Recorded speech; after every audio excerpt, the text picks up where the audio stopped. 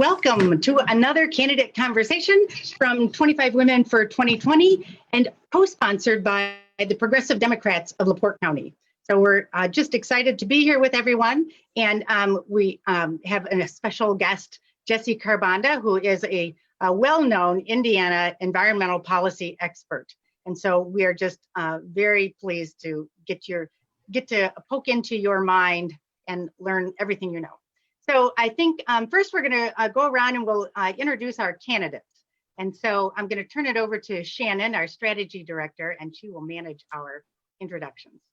Thanks, Deb, and thanks to Jesse and all who are joining us for this very important topic. Let's get down to our panel of candidates first. We have Angela Elliott. Angela, what district are you from? Hi, I live in Center Grove, and I'm running for state representative in House District 93. Excellent. And next we have Cinde Reinert. Hello, Cinde. What district are you from? I live in Greenwood, and I'm running for House District 58, which is just east of Angela's district and south. Awesome. And Julie Snyder. Hi, Julie. Hi. I want to make sure my mute was off. Hi. I'm representing District 33, House District 33, and it is Eastern and Southern Delaware County, and then all of Randolph and Jay County. Thanks. And Theresa Bruno. Hello, I'm Theresa Bruno, and I'm running for Indiana State Senate District 28. I live in Warren Park, which is like a small town in Marion County, and my district encompasses a portion of the east side of Indianapolis, all of Hancock County, and a little bit of Shelby. Perfect. And Emma Steele. Sorry. Sorry, I didn't do my job right. There we go. There's Emma. Emma, and your district is? I'm running for House District 84, which is on the northeast corner of Fort Wayne, the northeast corner of Allen County. Yeah, I'm very excited to be here. Thanks. Thank you. And Laura Fred Smith. Hi, I'm Laura Fred Smith, and I'm running in Senate District 18, which covers Cass, Fulton, Miami County, portions of Kosciuszko, Marshall, and Carroll County. And last but not least, we have Tiffany Grant. We missed Cinde Wirth, so we need to go back and get her in just a moment. I'm so sorry. I was distracted. Tiffany Grant, I am here in Martinsville. I'm running for House District 60, which is a chunk of Morgan County and a little bit of Monroe County as well. Thank you. And thanks. We'll go to Cinde Wirth then. Hi, Cinde. Tiffany. Hi, I'm Cinde Wirth. I live in Columbus, Indiana, and I'm running for State Senate District 44, which is part of Bartholomew County, part of Jackson County, part of Monroe County, and all of Brown and Lawrence County. Perfect. And I know we introduced a lot of people. To get to know these people better, and our whole team of 27 women at 25 Women for 2020, go to 25womenfor2020.org. With a simple click along each candidate's picture, it'll take you to their resources where you can find out more about their platforms, their experiences, and their qualifications to be your representative. Thanks so much. We'll send it back to Deb and Jesse. All right. So Jesse, thanks again for joining us. And so we want to start with you, and we hope that you can give us, just a good idea of what the most important environmental issues are that we need to be thinking about as we go to the polls and vote in November. What should we all be keeping in mind? All right. Well, thank you, Deb, for having me on, and it's so good to meet all of you. I know a few of you, and it's great to be acquainted with all of you. And I'm first of all, want to express my appreciation to all of you for running. It's a tremendous endeavor, and whatever happens, you're making an impact, a big impact in your community for doing so. So I want to begin by simply raising one broad point, which is often, if I'm running into someone at the grocery store or including a talk, I'll often hear two narratives about the state of the environment in Indiana. One is that all is well, and the sky is clear and the water seems reasonable. And then the other is that everything's in despair. Indiana's at the bottom of the pile, and we are hopelessly going to be at the bottom. Neither narrative, in my view, in looking at the data and looking at the statistics, is accurate. But what is accurate is that there are enduring environmental problems in our state. And how do I succinctly describe those? I want to do it by setting a few different scenes. So let's do a little virtual tour of Indiana, so to speak. Let's first go to an urban area in our state. Let's go to a low-income neighborhood in particular. And as we're walking into a home of a friendly homeowner, we may learn that there is lead in their paint because their home was built in the 1950s. We may learn that they have lead lines. And it turns out that about 100,000 Hoosiers have lead lines in their homes. It may be well more than that. That's just an assessment that was made by the Indianapolis Star in 2016. We might find that there's mold issues within the home. And then as we go outside, we take note of the fact that there are commercial trucks that are just whizzing through the neighborhood, and that the storm drain seems to be clogged. And as you look in not too far away, you find that there is diesel exhaust going into that low-income community.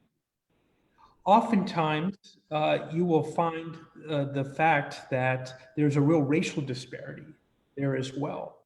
That even though African Americans encompass 10% of the population, 25% of infant mortality is from the African American community.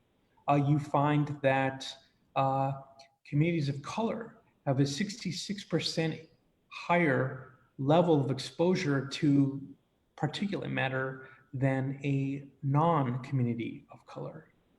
And so what you find is a situation where there is an undue burden on low-income communities in a lot of urban parts of our state. And sometimes that can get the real spotlight when it comes to environmental issues, but there are serious problems that we can find in rural parts of Indiana as well. So now let's go to a rural home, a farmstead in some rural county, let's say Jay or Randolph. And what we might find there is a situation where the home is situated to be downwind of a confined animal feeding operation, also known as a factory farm. Or it is downwind of an outdoor wood boiler, which is a little device that is used to generate heat in some parts of rural Indiana, but that it can have really noxious fumes that can cause an array of respiratory problems. Then we look at the fact that about 1 in 4 Hoosiers have private drinking water wells. And those wells are disproportionately in rural Indiana. And think about the array of contaminants that rural Hoosier homestead could be exposed to from that private drinking water. It could be pesticides, it could be fertilizer, it could be factory farm manure, it could be coal ash. So you're beginning to get a picture that even though the environmental quality of the state has definitely moved in the right direction, overwhelmingly so, over the last 50-year period, since those landmark federal statutes in the 1970s, the Clean Air Act, the Clean Water Act, and so forth. It is a reality that there are pockets of our state where people do bear undue burdens, and it may result in suffering in the here and now, or it may result in threats in the future. So now let's not leave out suburban Indiana. And there you have a situation that our waterways have no controls when it comes to pharmaceuticals. So any kind of pharmaceuticals that we may legitimately and legally flush down the toilet may end up in our filtration systems, and they're not filtered out because there are no federal drinking standards when it comes to pharmaceuticals. Or you might live in a beautiful subdivision in suburban Indiana, and yet you find that it was built on top of what was once a brownfield. And it turns out that there's vapor intrusion going into some of the basements of some of these suburban households. So what I hope I've done here is kind of painted a portrait of environmental health risks that can be found in urban, rural, and in suburban Indiana. Now let's talk about a couple of other scenes. Let's now go to a lake in Indiana. It turns out that about 20% of the acreage, lake acreage in our state, is such that you cannot make full body contact. You cannot swim in about 20% of the lake acres of our state. And it turns out about half of the total lake acres in our state are ones that we cannot fish in, nor wildlife thrive in. You also have situations where if there's a stream that flows into that lake, there may no longer be wetlands that are adjacent to that stream. And so as there is stormwater coming off of a farm field, or if there is a flood, all of a sudden the lake gets contaminated with all sorts of contaminants, whether that's pesticides or fertilizer, or again, factory farm manure that's spread on farm fields. So once again, you see that the threats facing Indiana's environment are here in the present. They are not problems that have been solved decades ago. They remain with us. I want to give two more scenes and then I'll pause here. One is, let's now go to a forest. And let's say that it is a state-owned forest and it has been subject to what's called single tree selection, which in principle is to just extract maybe a few trees here and there that might be aging and may fall inevitably, but they want to pull it out, or they may be quality pieces of hardwood that are sold to lumber yards. But you find that it's not just those trees that are pulled out, but you find that there could be a lot of collateral damage. And think about what that means for wildlife. And then you find out that there are nearly 150 species in Indiana that are either threatened or endangered or considered species of conservation need. The final scene I want to take you to is of an abandoned factory. And here you have a situation where the owner is kind of at a loss as to what he or she should do. And they used to make brakes for the automobile industry, but that job has been exported to some other country. But it turns out that that product line could be retrofitted. The production line could be retrofitted to produce brakes that are put into wind turbines. So what I've tried to do here is to paint a portrait of the reality of environmental challenges in residential areas in urban, and rural Indiana, to talk about threats that face our lakes and face our forests, and finally to talk about the problem of deindustrialization. And could we look at it with despair, or can we look at it in terms of opportunity? So I would love to do in the end part of the discussion that we have to sort of lay out some solutions if there's time, and of course to field your thoughts and questions. So I appreciate the opportunity to be with you. All right, well, this is great. You did such a great job, Jesse, really painting of the variety of situations that we're facing here in Indiana. So I want to go through now and hear from our candidates, and they've got some stuff to say and they've got some plans. So we're going to go through, and we're going to start with Angela. So Angela, tell us what your priorities are. Well, thanks, Deb. And thank you, Jesse, for painting that picture. I mean, I think that really was great, just to take us through the visual of all the different types of environments that we live in Indiana. My district, House District 93, includes the area southwest of downtown Indianapolis, including Peoria Township and Southport, and also in Marion County, and then also parts of Center Grove and Bargersville in Johnson County. And my platform is the 4 E's: education, employment, the environment, and equality for all. I chose these because I think that they are areas that our legislature needs to make a higher priority as we make policy and legislation, and that will give us all a better understanding for the future. So we don't have to look far in my district. My district has a lot of suburban areas, but one of the things that Jesse talked about was some ground contamination. And we don't have to look far in my district to know that we need to make caring for our environment a higher priority so it doesn't make us sick. There are significant ground contamination issues to the east and to the west of my district. In both cases, industry has contaminated the soil with PCE, and that has infiltrated water supplies and air coming from the soil.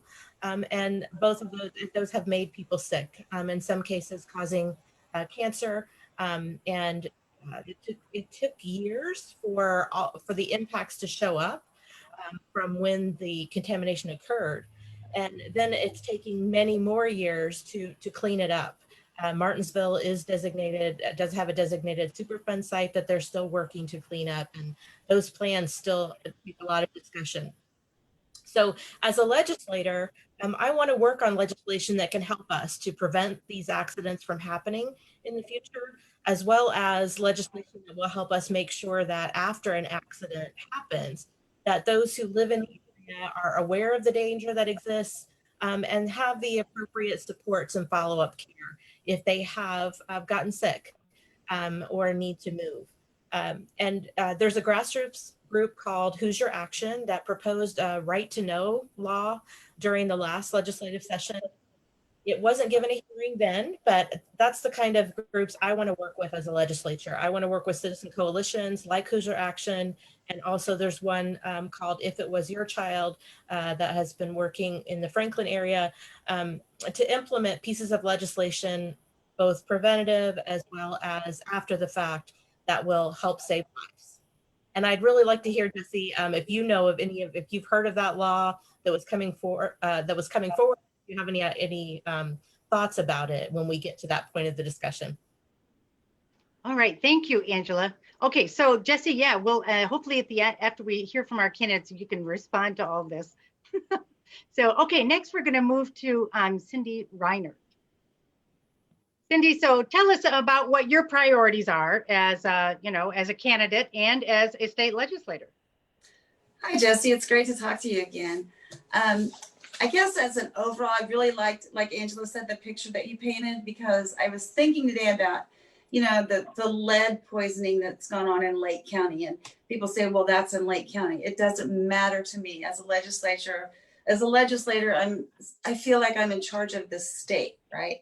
I have issues here in my district, just as Angela was talking in Franklin.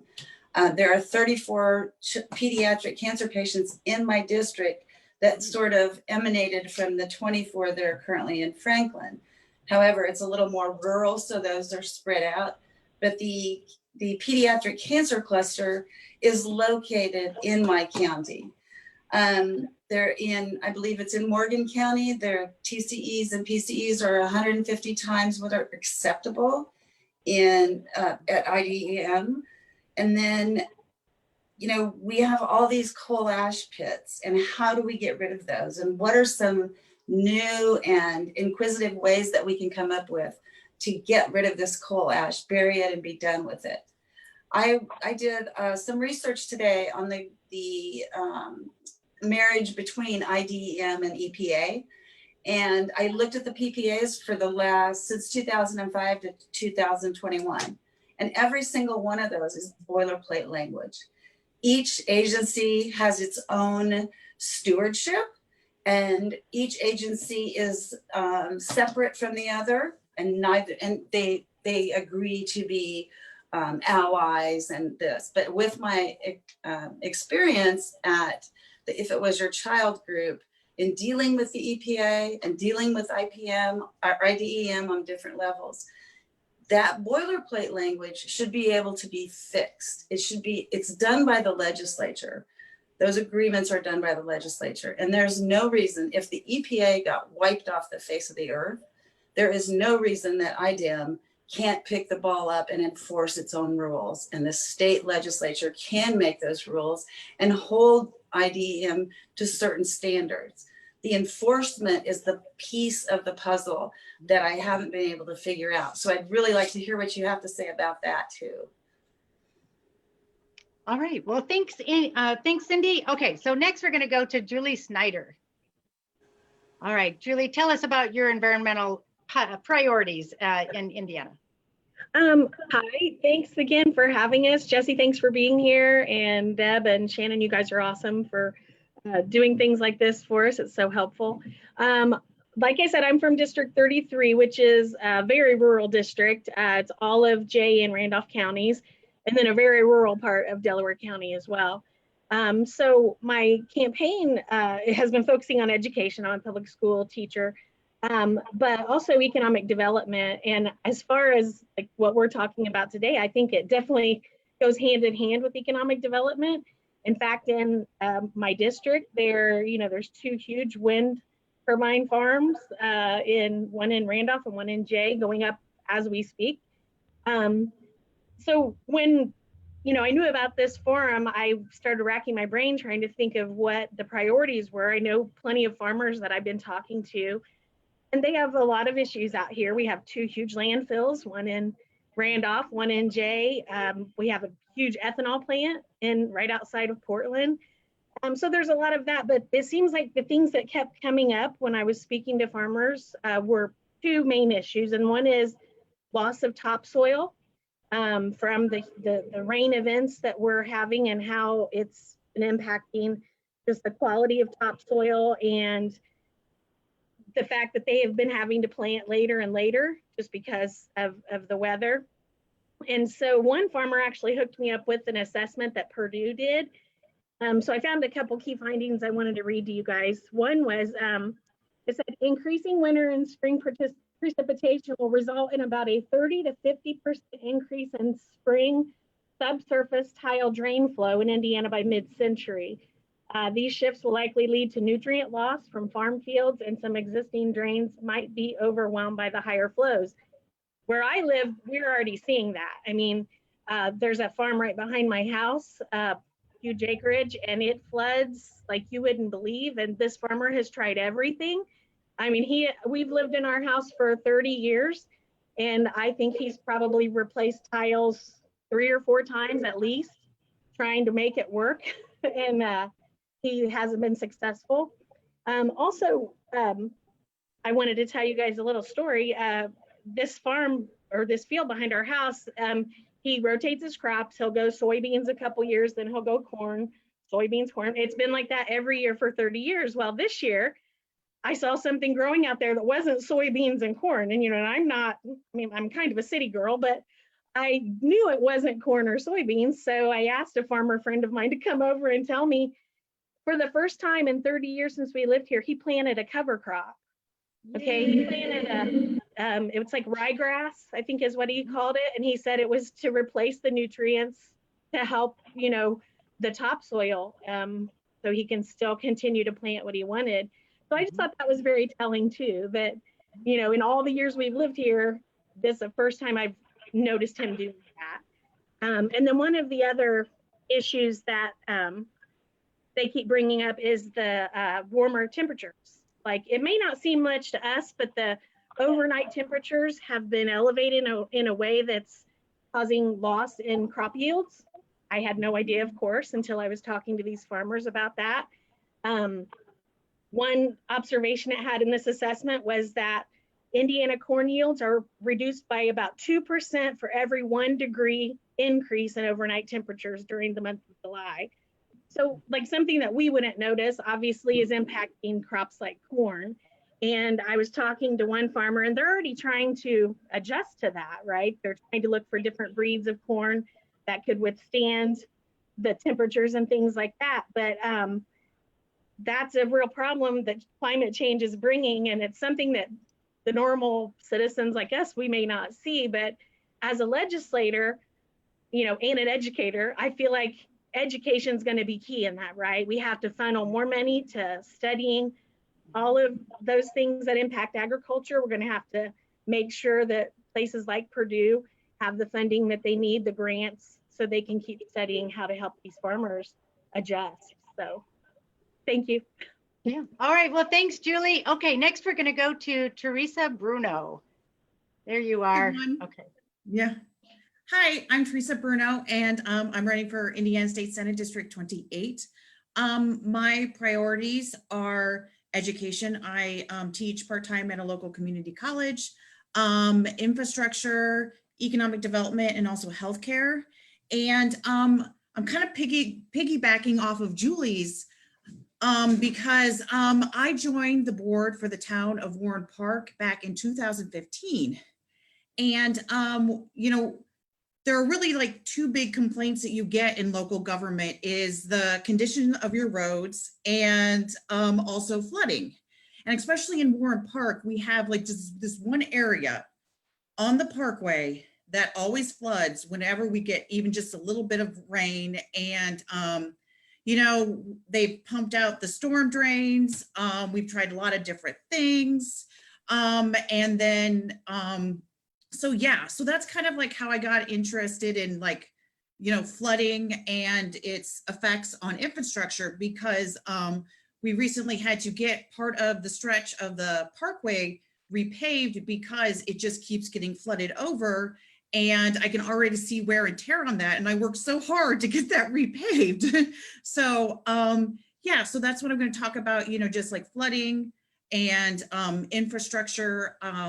One of the really awesome things about running for office is I get even more excuses to learn about new things. And I just like kind of went down a whole rabbit hole for like 2 hours today.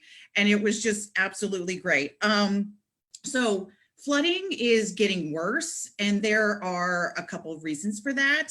According to Purdue's climate change impact assessment, and I think Julie referenced that earlier, since 1895, Central Indiana is receiving an on average 5.6 more inches of rain per year.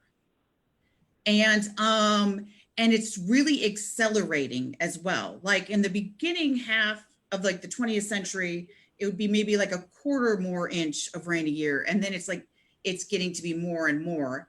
And also like sometimes, you know, in Central Indiana, it just seems like more and more we'll get like 2 inches of rain in like an hour. I remember, I think it was 4 years ago, and my tomato plants were looking so good that year, so good. And then all of a sudden we got like 4 inches of rain in a short amount of time, and there were no tomatoes that year. And I'm an Italian grandmother at heart. So it was just really, really disappointing.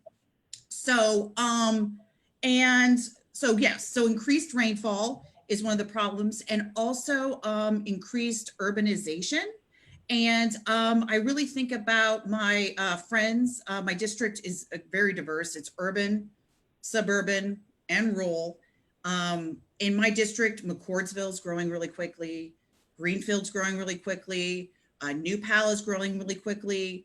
I'm in their neighborhood chat groups, and they notice that when a new subdivision goes in, there's increased flooding.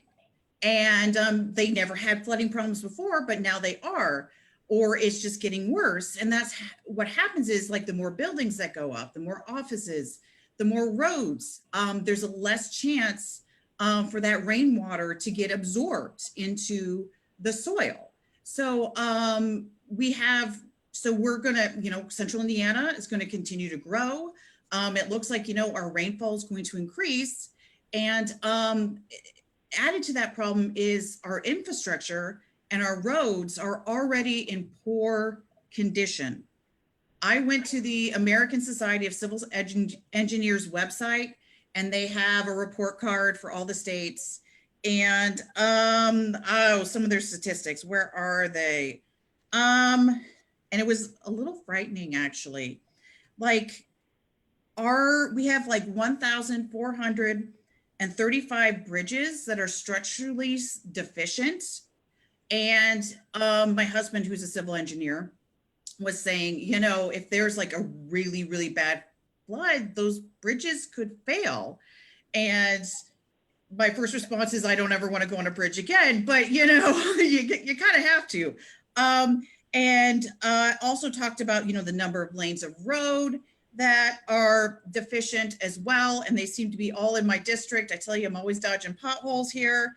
And so we just have this problem, right? We're getting more rainfall, we're building more and more houses, and there isn't enough money for infrastructure in Indiana. And, and so I'm interested in, Jesse, your opinion on this as well. One of the things that I really liked is, and I think it'd be even the most cost efficient way, is preserving our wetlands because they absorb huge amounts of water. And also talking about, healthy soils and like having like a rain garden in your yard. And I'm in the process of doing that. It's basically rain gardening. It's just like a little depression in your yard and you plant native flowers. And then like when it rains, like it's better at soaking up the rain. And so those are like some of the solutions that seem to be like the lowest of cost that you could do. Yeah, I went to some other like engineering sites and they're like, yeah, you can really build the bridge up and make it super strong. But I'm like, where's the money going to come from? So, so preserving our wetlands and, better planning out of our cities and our suburbs, I think is a much cheaper option. And then really, making sure that all of our bridges can withstand a 500-year flood. So. All right. Yeah. All right. Thanks, Theresa. That's a lot. That's great. You've got a lot. You got a lot of things to do when you are a legislator. Yes. Okay, so we're going to move next to Cinde Wirth. Hi, Cinde. Thank you, Jesse, for being here. The short version of my background is that I'm a scientist. I'm a climate reality corps leader, and I'm an environmental science teacher, which includes alternative energy. So we've been talking and hearing a long time in Indiana and the rest of the nation about needing to embrace alternative, renewable, and clean energy sources for producing electricity. We've been hearing this for decades now. When I was a university biology student in the 1990s, we had really high hopes that by now in 2020, we would live in a state and a nation where we fully embraced clean energy solutions and our air and our water pollution concerns would be relegated and studied as history. Not something that we would probably still be addressing on a daily basis, especially with the advent of the legal protections under the EPA and the Clean Water, Clean Air Act, things like that. So it's difficult for me as a biologist and an environmental scientist and teacher to talk to kids about this. So it led me to apply for a fellowship, and I ended up in Washington, D.C., looking at policy there because of everything that's happening. So I think most everyone today understands that we need to reduce our dependence on fossil fuels for energy as much as we possibly can. And Julie talked about the wind farm near her, so we know Indiana is doing a bit of this. It's also common knowledge that wind and solar, although there are others, that are the two most efficient and cost-effective technologies for us to generate power. The glitch has been for a while is that power storage was a real limiting factor. We have recent leaps in battery technologies that are super exciting. I saw so many on Capitol Hill when I was there through the Department of Energy programs that it's unbelievable what we have coming down the pipeline. And it's almost like living in a sci-fi movie now, at least to me, being as old as I am. So when I look at all of this, you take into consideration, Indiana's been relying on coal for generations. The air pollution from these coal-fired power plants is a key piece of Indiana having one of the lowest air quality ratings in the US. The coal ash byproduct contains concentrated toxic heavy metals that end up in our groundwater, our lakes, and our rivers. And this is a huge problem for our lungs, for our drinking water, for our natural areas, our recreational waters, and our entire ecosystem. And Jesse, you talked a little bit about that with your story of what it looks like. And it's not all a doom and gloom, but we're so far from where we could have been, especially when we look at poor air quality hits us really hard with COVID-19 since the pandemic is a respiratory virus. And right now, Indiana's asthma and lung disease rates are well above the national average. It's awful, especially when you look at southern Indiana or the northern Indiana shoreline areas. We look at other states that have moved forward the past few decades and embraced these new solar and wind technologies on a large scale. But sadly, and I'm just going to put it out there, Indiana has elected officials that propose legislation that promotes continuing this devastating pollution that takes away the health and safety from the average Hoosier living in these areas, and at the same time handsomely lines the legislators' pockets. And for someone who's a scientist, and I mean, that's what I concern myself with, watching this kind of corruption and seeing it and seeing how deep it goes, I realize it's been setting Indiana back for decades now. Last year in 2019, the Indiana General Assembly created a 21st Century Energy Policy Development Task Force. And it was an interim study committee to look at moving to clean renewable energy in our state. 21st Century Task Force. This task force was created just shy of 20 years into the 21st century. Indiana is late to this game, really late. You know, I was looking at this in the 1990s when I was in college, and coal is the most carbon intensive polluting fuel and we have had the technology to replace it for decades. So the real issue here is the accountability of our elected officials and their accountability to the coal industry itself and their own personal profits. And it's difficult for me to put this out there because I'm not sort of an adversarial kind of person. I'm a scientist, but I'm also a mom and a daughter. And I look at, you know, my relatives who have lung issues, and it's not where we should be. We need to get to work to build a job sector in renewable energy equipment production, as you were talking about retooling factories for other purposes, to offset our recently lost jobs, especially after the pandemic. Move Hoosier power generation plants into the 21st century instead of committing to study them for more years and years and years, while our elected officials tasked with leading these study teams get richer and richer from fossil fuel investments of their own. I had high school students working to solve these issues in 2011. 2011, this is 2020. They reach out to me all the time still.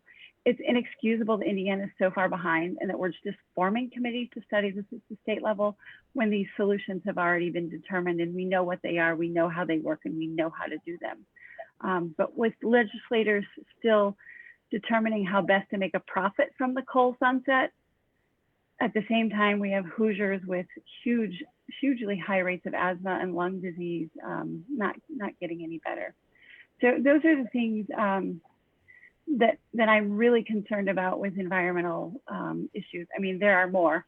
You know, I cover the whole gamut as a biologist. So, but the exciting thing is if we stop all of the studying and the rhetoric and put some accountability in there, the exciting things that a lot of the federal funding has been supporting for years is out there, and the technology is ready. But thank you again for everything. Great. All right.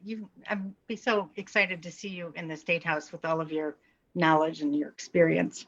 All right. So we're going to move next to Emma Steele. Hi, Emma. Hey. I just want to start by thanking you, Jesse, for taking the time to be with us on this call. I really appreciated getting your perspective on all of these. I know that you're a really prominent guy in environmental policy in Indiana, so it means a lot that you took the time to talk to us. To continue on the notes of Cinde, talking about alternative energy and climate change, I'm personally very interested in the economic opportunity of addressing our environmental issues in Indiana, particularly that of climate change. Like you said earlier, Jesse, I think that it's really easy for us to see nothing but hurdles and negatives when we look at climate change and our environmental issues in the state. But in reality, I think there's a lot of room for growth in our economy. And I think there's a lot of things for our economy to gain from addressing the climate crisis, particularly in job growth. You know, Indiana has solar potential. Indiana has wind energy potential. And with all that production potential comes jobs. Skilled jobs that can sustain careers and skilled jobs that pay well, jobs that can emerge in all corners of the state, including right here in my home turf, District 84 out of Fort Wayne. So what I would really like to see is our leadership embracing the economic growth that comes with embracing a whole new sector of green energy and encouraging those jobs to spring up, especially now when a lot of Hoosiers are looking for career shifts as a result of COVID-19. Part of my plan to address climate change at the state level in Indiana is to work with leadership and create a jobs pathways program that would train current fossil fuel employees in new clean energy jobs so that as we shift away from fossil fuels, no one is getting left behind. Because it's, you know, it's a totally valid fear when you hear, let's shift away from fossil fuels and you're a coal employee, you know, that's your living. And you need that to feed your family. And we also need to recognize the fact that we do need fossil fuels as it stands today. And so we're going to have this gradual shift if we're not going to disrupt Hoosier lives. And so the shift to carbon neutral does not have to be disruptive, and it can be prosperous for our state. But we need to start today, and we need leadership that's going to encourage the shift from fossil fuels and encourage growth in alternative energy and encourage these jobs that Hoosiers are going to need as we shift away from fossil fuels. So I would love to get your take, Jesse, on, you know, where we are in terms of the shift to carbon neutral and what you think about, you know, creating a jobs pathways programs to help us get away from fossil fuels. All right, excellent. Thank you so much, Emma. Okay, and next we're going to go to Laura Fred Smith. Hi, my expertise, or what I've been doing for about the last 15 years, I've been teaching earth science, and I also teach in environmental science. And so when people talk around me, they think that they can't really do anything to help the environment because they always talk about how they need to decrease their ecological footprint. And we live in a very rural area. I live in Cass County and I live in Royal Center, so I'm surrounded by farms. And I taught in Winnemac, which was very rural and surrounded by farms. And to decrease their ecological footprint, most people think what that means is that they have to bike to work, they have to change their light bulbs, they have to use the low flow shower heads. And when I tell people that my house is set at 68 degrees in the winter and 78 degrees in the summer, people think I'm crazy because that's too hot or too cold for their house. And nobody likes to take the showers with the low flow shower heads because everybody likes really good shower pressure. And then there's no such thing as a public transportation as a bus in our small towns that I have in my district. So that leads people to think that they can't do anything or be good environmental stewards. And I just like to point out that they're wrong. They really can. In Cass County, we are battling a really big company that has a poor environmental record, and it's called the Whale Sustainable Products, or WSP. And this company has been found to have a terrible environmental record, and they have been fined by the EPA in several cases in other places where they have plants. And they are called Whale Sustainable Products, and it makes it seem like they're a good company because they're sustainable, and that's the buzzword that people use. And they're a zinc recycling facility. But Cass County residents have learned to become experts in the field of environmental research. They now know what bioaccumulation means, and they have researched lead poisoning and mercury poisoning, and they understand EPA regulations and IDEM and how those two work together and the gaps that they have now in what that actually means. They actually have done research on industry emissions and heavy industry and what makes heavy industry versus light industry. So Cass County residents have kind of got a crash course in environmental issues and how that what that means for their everyday life, and particularly in lead and mercury and toxins in toxic environments, and then how that's going to affect their soil because we are a farming community. So WSP and the plant has really brought the community together and has taught them how to be good environmental citizens and good environmental stewards. And then across the political divide, even if we can't agree on whether climate change is real, both Republicans and Democrats, they agree on some of the mitigation factors for what we need to do to limit the effects of climate change. Flooding is another issue, not only in Theresa's district, but in one of my counties, 80% of my NA county is susceptible to floods. I know in Royal Center, we had a flood a few years ago, and my basement was, 5 feet deep of water because we had poor storm drains. And so one of those mitigation factors that people agree with to help prevent some of that from climate change is just planting trees. And that's one of those environmental stewardships that you can do to be a good citizen of the environment. And everybody can plant trees. You can go out and you can go in your yard and you can plant trees, or you can have a butterfly garden, or you can have little way stations for bees that come by. So you can plant a bee-friendly garden. And that's something that you can do.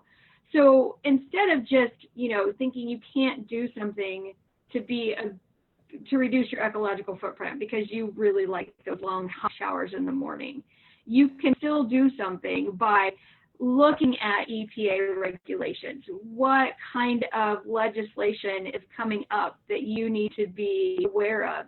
Speak to your representative. Speak to any of these women on the 25 Women for 2020, because we would love to talk to anybody about issues that we are running for. And when we get into office, everybody can just call us because we'll be willing to talk to anybody. What kind of government, your county government, what issues do you have in your county government that are related to the environment? Do you have a community garden in your county government or in your city? What can you do to help improve the life in your city? And so to be a good environmental steward, it doesn't just mean change your light bulb. It doesn't mean just take your bike to work. It means doing everything you can to help the environment. And that might just mean speaking to your legislators. It might just mean voting for the environment to correct any problems that we have at national levels, state levels, and local levels. Because being an environmental steward means leaving the environment better than the way we found it. So I would really like to know if Jesse would be interested in talking to people in Cass County about WSP, because he mentioned some things that I was like, we would care about that here in Cass County. So that's what I've been doing. All right, thank you, Laura. That's terrific. And you have done more than you're letting on to help all those citizens become informed. And you've been a terrific advocate for your community. And so you're going to be a great legislator come November. So, all right, we're going to move now to Tiffany Grant. Hi, Tiffany. Hi, thank you so much. I have really appreciated what Jesse has said, what the other candidates on this forum have said about environmental policy and the costs involved and the opportunities that are available. What I wanted to focus on is really how environmental policy affects the people, right? So we know it affects communities, but it affects individual people. And those are the people, that's what I think about when I want to become a representative. I want to represent people and the individuals in my district who are maybe not being appropriately represented now, or who just want better representation than what they're currently getting. When I think about environmental policy, I'm thinking about the impact on the quality of life for each person. And it's not just like the cost of their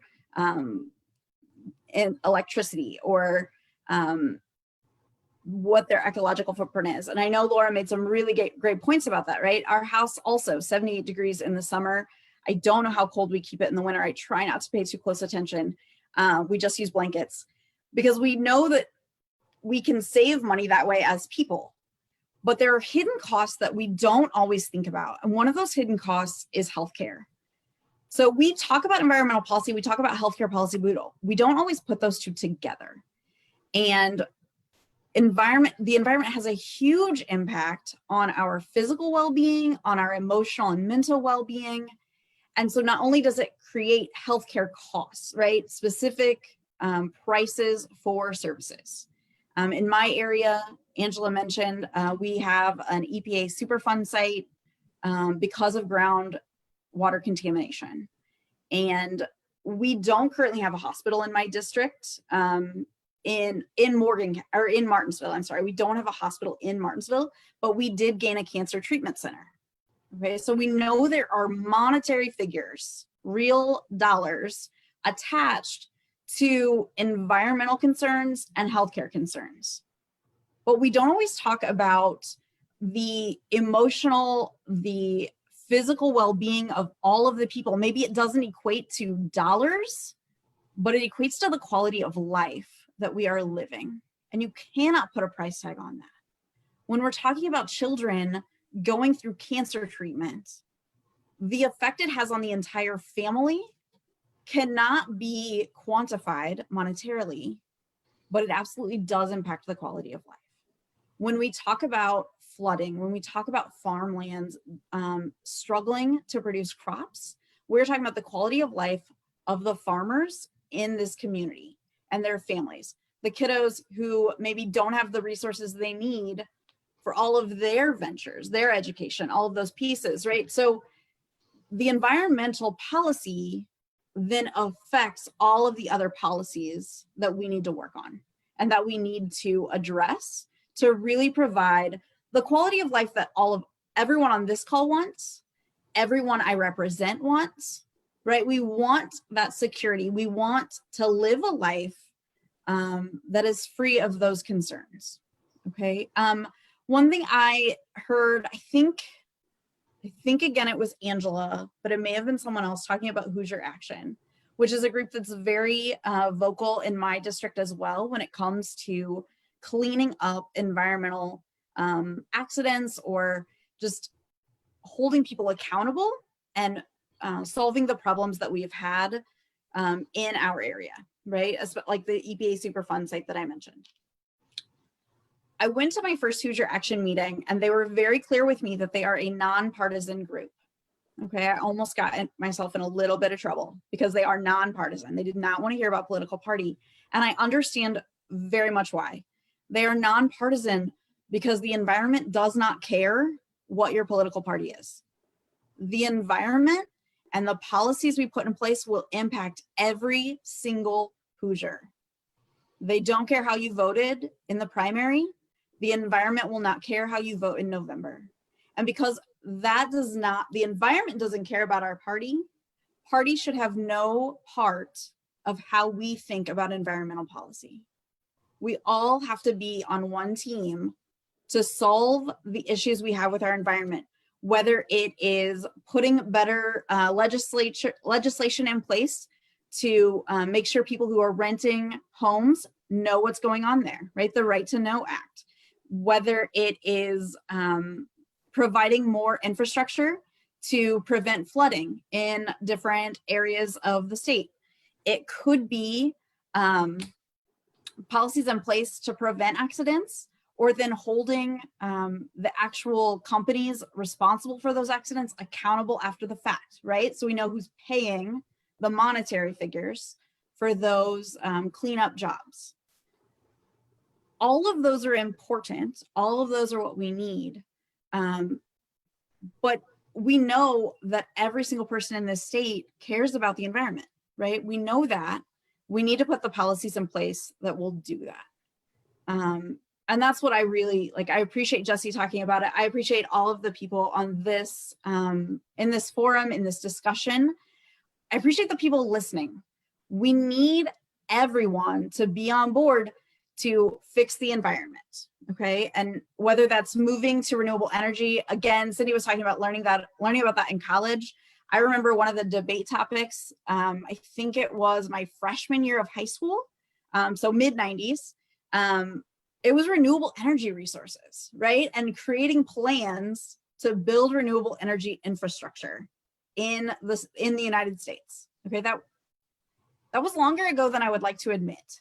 And we still are working on these policies because we have done damage.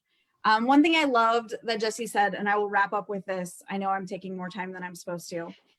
He talked about the two narratives. He talked about the narrative of people who think everything is fine, nothing to worry about, we are good. And then he talked about the narrative that we are killing the planet and we might as well move to Mars because there's nothing we can do to solve it. And then he said that we're somewhere in the middle. And that means we have a chance.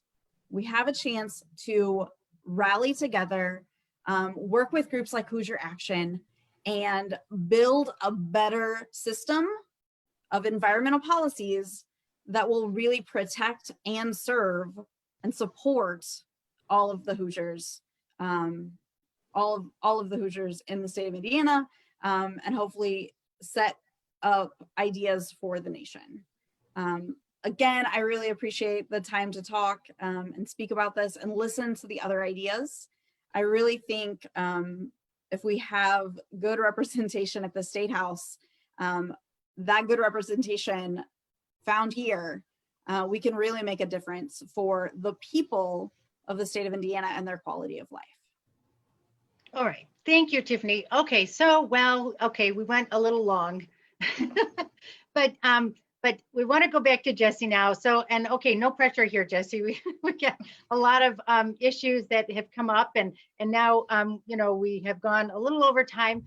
So we hope you can respond to all of our candidates, in a meaningful way, like you always do. So what do you think? I'll try my best, Deb. First of all, 2 points of applause. One applause to you, Deb, and to Shannon for these great candidates. I really appreciate your leadership awesome. and helping to support them and cultivate them. And then another point of applause to all of you for the candidates, for your, the substantive thinking that you put into this, the research you put into that. I can't emphasize how heartening it is that all of you took the time to really think through these issues, because that speaks so well of how you would do as a lawmaker. I don't think there are enough elected officials who truly are invested in research. They will rely on maybe what the opinion of a colleague is, or they will kind of default into an ideological general position and have their worldview decide how they think about an issue rather than really digging into it. So I applaud you for your commitment to research. I also want to say that, you will be most potent with this intersection of doing something that truly is a source of passion for you and that really matters to your constituents. And from what I've been hearing from all of you, I really think you've hit that, many of you have hit that point of intersection, again, of doing something that personally is meaningful to you and also matters to your district. And that will allow you to carry forward legislation to the finish line through this arduous process, which can take 3 to 5 years for meaningful laws to become adopted. Okay, so with those broad statements, the way that I'll try to answer these questions is to say that I will try to answer them from the lens of what I think a lawmaker could do. So, there's a whole array for any given topic. I could say, okay, well, you go to this agency or you talk to this county person, but I'll try to answer it from the context of how you could help on from a legislative lens. So I'll try to start from the beginning to Angela, who spotlighted right to know. That's a bill. That's a bill that I personally didn't examine last legislative session, but I will say a couple of things. One is that I think that to carry it forward, and I know Hoosier Action is a very skilled organization. I haven't partnered with them in any capacity, but I know good things about them. But I would say that it's so important that there is clarity in a legislature that is overwhelmingly skeptical of passing laws that are perceived to be redundant or expansive of federal law. It's so important that there's clarity that this right to know bill is very clearly distinct from the federal right to know bill, which of course has empowered a lot of communities to have the knowledge to then figure out, okay, well, what are the big toxic threats in my community? This law that was passed in 1986 at the federal level. So that's just one off the cuff piece of advice. The other is, what I'm hearing from you more generally is sort of this sense of, okay, concern about an array of toxic threats in your district. Some of which are of a groundwater contamination nature. And, I think this gets to the importance of really being a champion for IDEM. I know that a lot of people are skeptical or almost dismissive of the Indiana Department of Environmental Management, which is our state EPA. But I think if I were in your shoes, Angela, I would take the position of really drawing out, okay, well, what are the inventory of cleanup programs that IDEM has, like the Indiana Cleanup Program and the Brownfields Program that's administered by the Indiana Finance Authority and the State Superfund Program, really digging into them and their effectiveness and how can they be better, given that there are going to be some really tight budget cycles this in 2021 and again probably in 2023 because of COVID.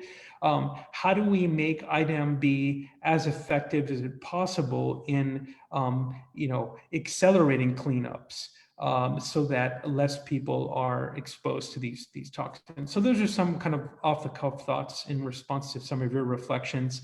With respect to Cinde of the South Side, Cinde, I would just say that one thing that stands out to me is that if you could find a way of getting on the House Ways and Means Committee, that would be fantastic, because I know that's a coveted position and not a lot of freshman lawmakers get it.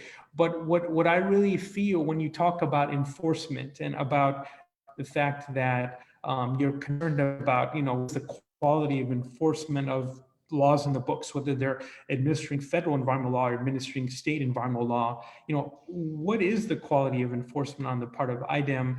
I would just think it's so important to draw out in a budget committee hearing when IDEM presents to the Ways and Means Committee, real clarity. Okay, how many people are employed in IDEM who work on enforcement? And what is the enforcement process now compared to it 10 years ago? And my personal perspective, it's not as problematic compared to how things operated 10 years ago. So it would be to be the hawk in really scrutinizing how enforcement is done. And from drawing that out, you may well have the information necessary to make the case to the chair of the Ways and Means Committee that, look, I really think there's a case to be made to increase the budget of IDEM specifically for enforcement.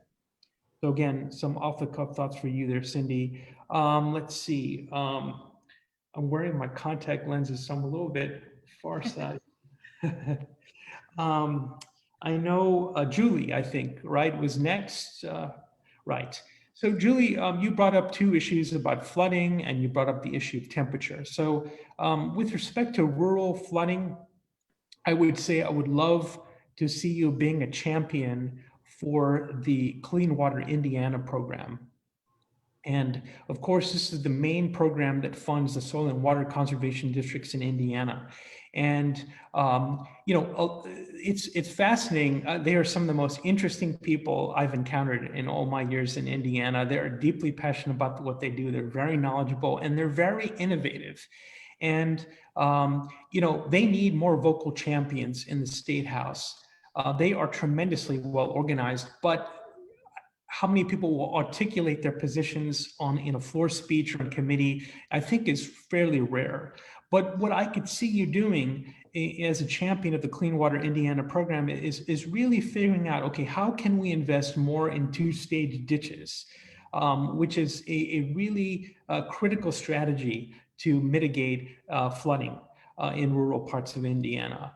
And, another area that I would really suggest you're championing is with respect to Department of Natural Resources fee in lieu program, where the provision under the state isolated wetland law was one in which, if you developed a piece of property, you'd have to offset it by building an artificial wetland. And they found that program to be pretty problematic. And so what they instead did is they said, okay, developer, if you're going to destroy some isolated wetland, I should say more precisely, some wetland that's administered by state law, then you have the opportunity to pay a fee to DNR. And what that does is it creates a big pool of money for DNR to then develop wetlands of their own. And as a lawmaker, you might be able to help steer some of those dollars to East Central Indiana, and say, because you have such data showing how problematic flooding is to that part of the state, and maybe help to facilitate the development of wetlands in that area as a champion of the DNR in lieu fee program. With respect to the temperature issue, as plant geneticists are thinking about, okay, how do we create more evolved corn and bean crops that can withstand higher temperatures?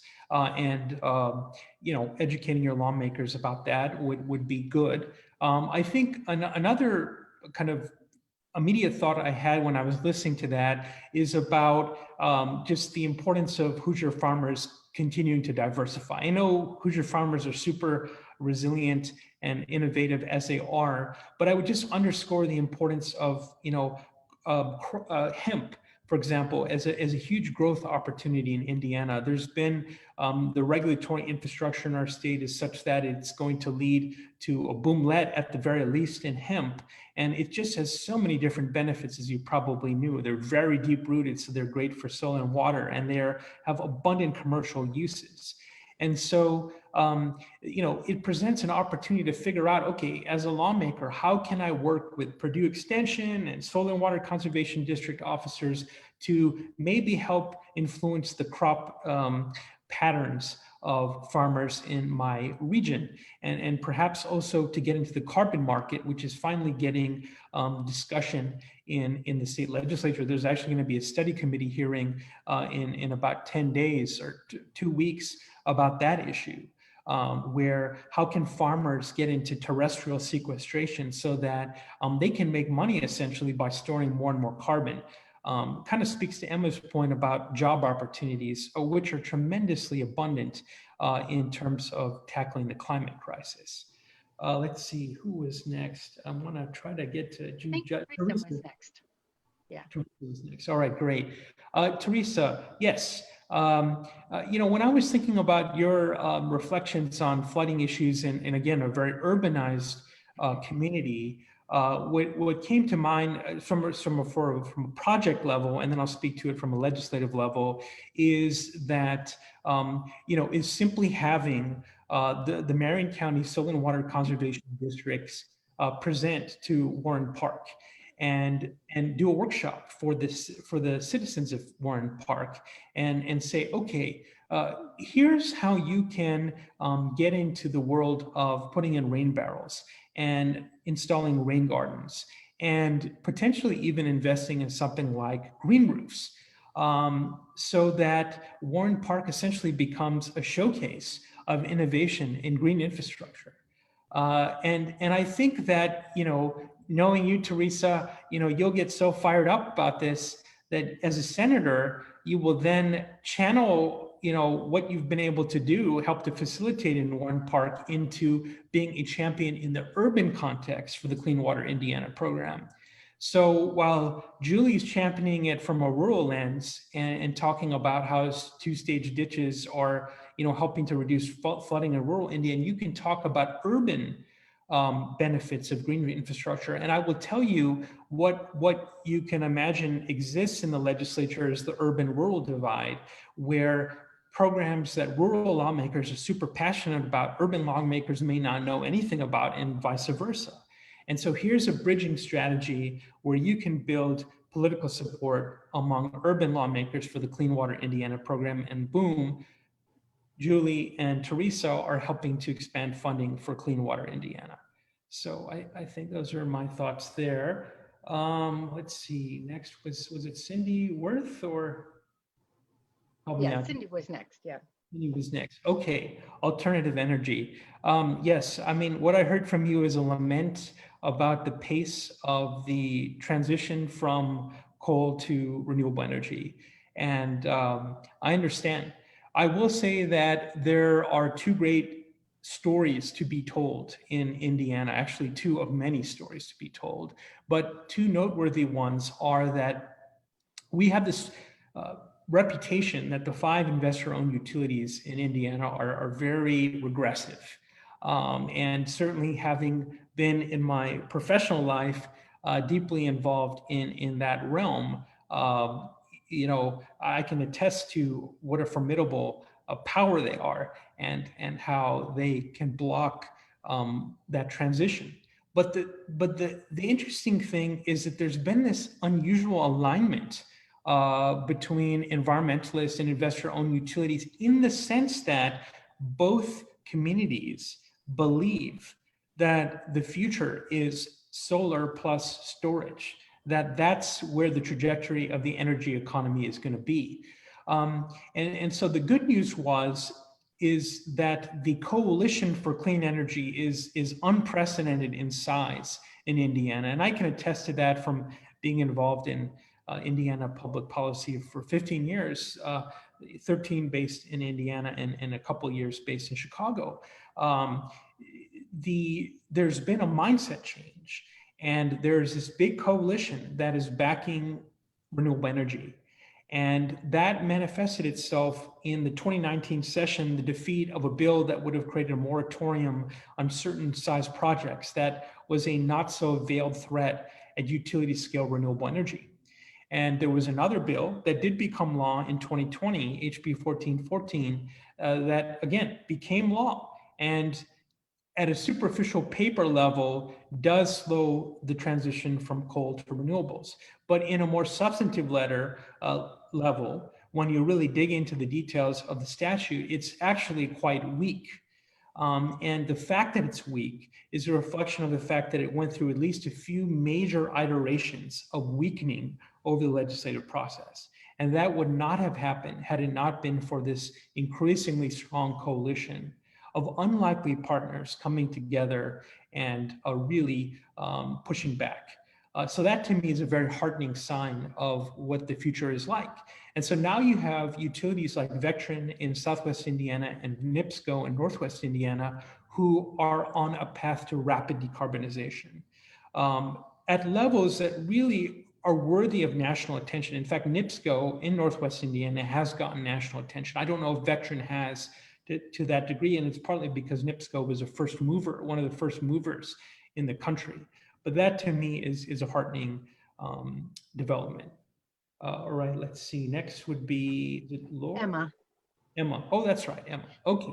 Well, yes, and Emma, I really appreciate your idea there of job training, and particularly your spotlight on job training for displaced fossil fuel workers or potentially displaced fossil fuel workers. I think that is spot on. And I think that, you know, what I was thinking when I was hearing that is like, wow, Emma could also be that bridge between Democrats and Republicans on this very issue. Because, you know, one of the legitimate concerns that was raised, there was a lot of illegitimate arguments that were made in the context of the debate over HB 1414 in the 2020 session, a lot of illegitimate, bogus arguments. But there were some legitimate ones, which is a genuine anxiety about employment in coal regions of our state. I mean, this is a state that we almost see in our DNA, coal. I mean, it appears on major websites of the state government. You go to various business conferences and we say, we're a coal state. So it's deeply embedded into the psyche of a lot of Hoosiers. Now, things are changing as solar farms crop up all over the state, and they're going to accelerate tremendously based on projects in the pipeline. So that mindset is going to change, but the anxiety is not.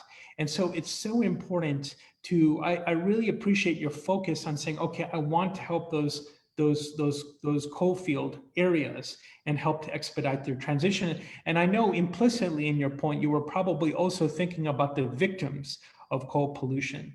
That is to say, communities, poor communities, often communities of color, who have borne the brunt of being exposed to fugitive dust from coal ash dumps, or being exposed to,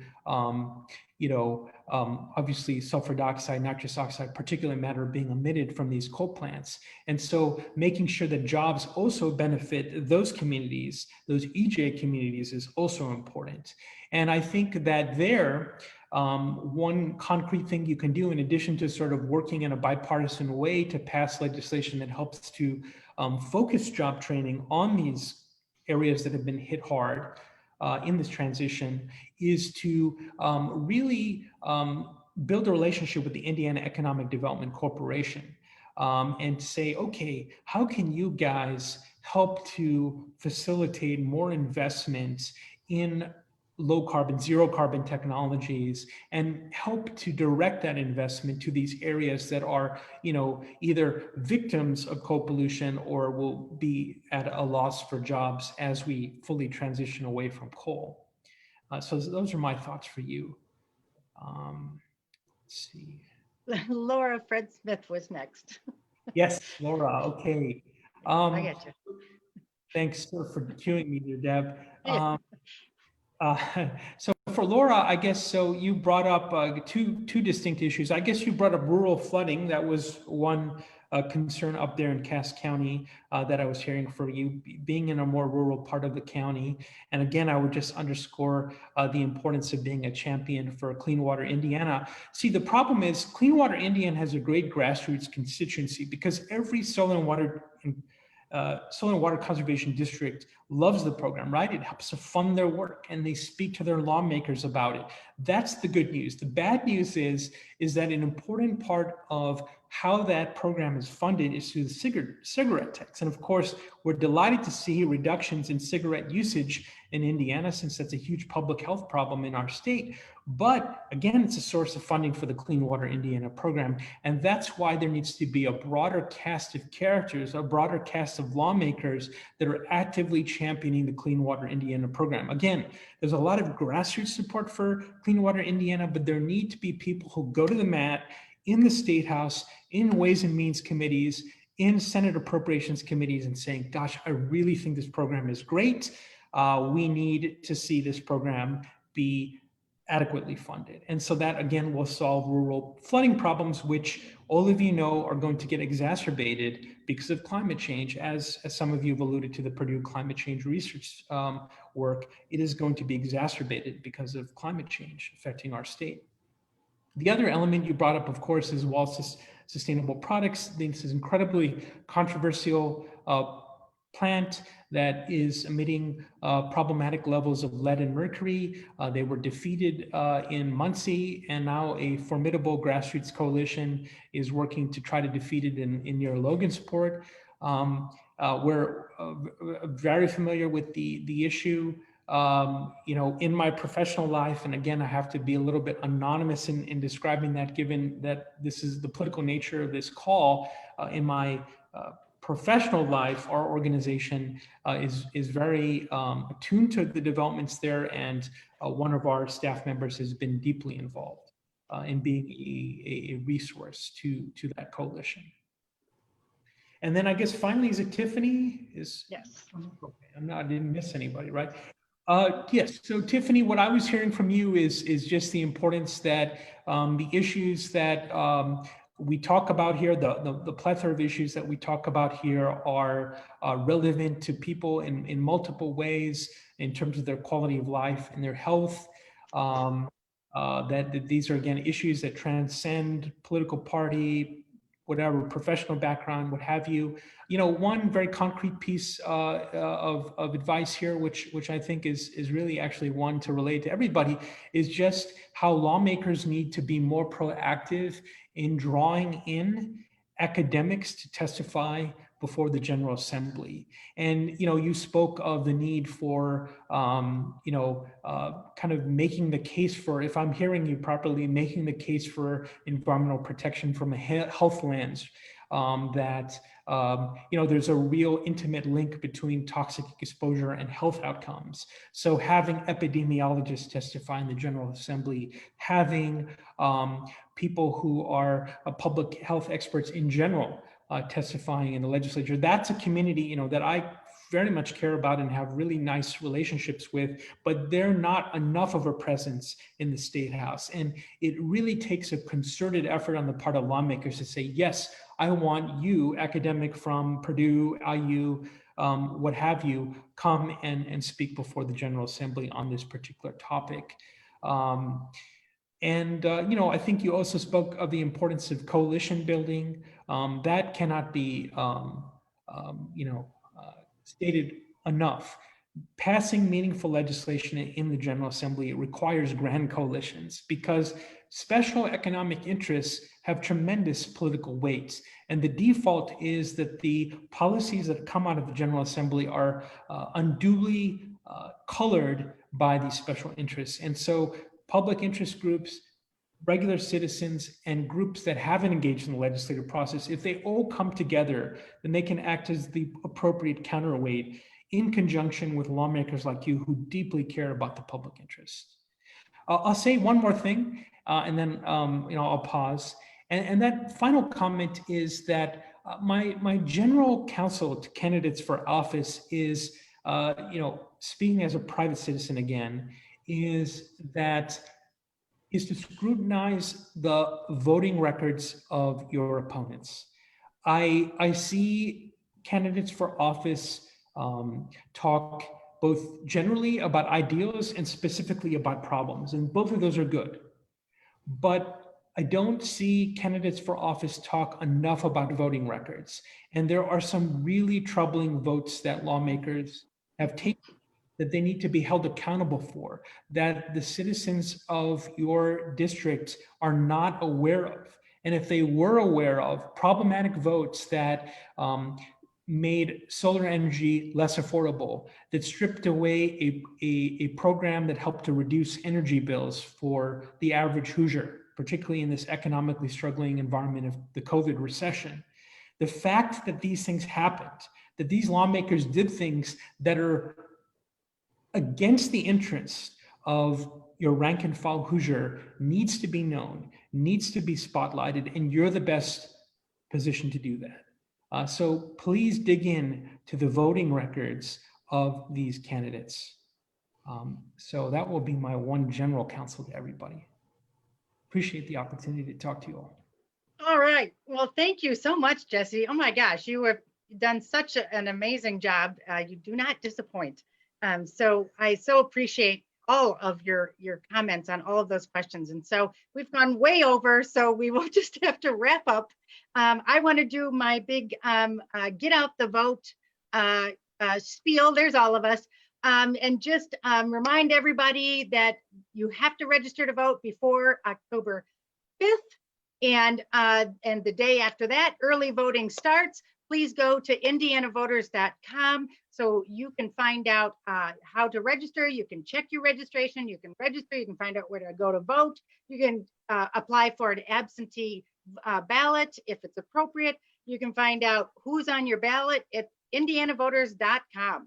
So there's my get out the vote thing. So now, thank you, everybody. Oh my gosh. I've been involved in environmental stuff for a long time, and that is the most important thing I've always learned is that it's always really complicated. It's just never simple. So, so that makes a forum like this, just difficult.